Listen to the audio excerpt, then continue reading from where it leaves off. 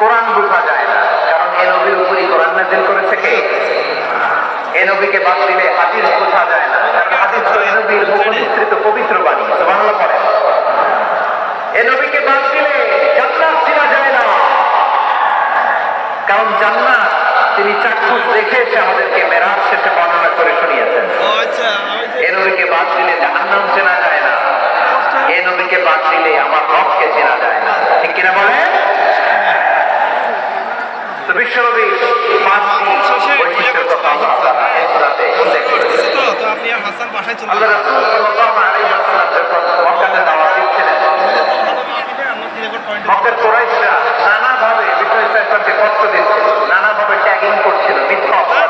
কখনো কখনো তারা বিষ্ণুকে বলছিল মিথ্যাবাদী যাত্রা, কখনো বলছিল যে তুমি হচ্ছে জাদুকর, কখনো বলেছে শায়ের, মুহাম্মদ তুমি কবি, কখনো বলেছে কাহির, মুহাম্মদ তুমি গণক, এবং কখনো বলেছে মুহাম্মদ তুমি হচ্ছে মজনুন, মানে পাগল।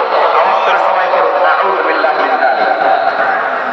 তাহলে বিশ্বনবীকে মৌলিকভাবে এই পাঁচটি অপবাদ দিয়েছে।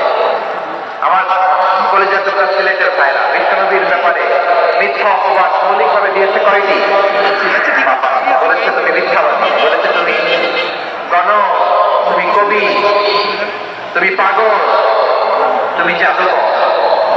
বিশ্বনবীকে যে পাঁচটি অপবাদ দেয় আল্লাহ তাআলা এটা সহ্য করেন। এই পাঁচটি অপবাদের বিপরীতে আল্লাহ তাআলা বিশ্বনবীর পাঁচটি চমৎকার বৈশিষ্ট্য উল্লেখ করে সূরাতুল আহজাবের দুইটি আয়াত নাযিল করেছেন।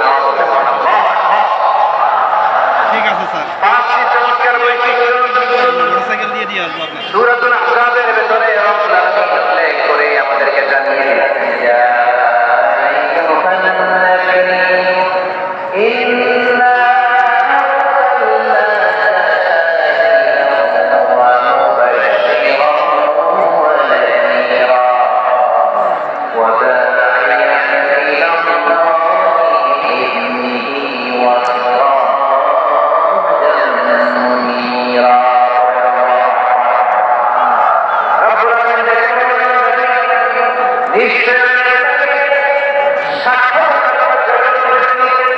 সুসংবাদ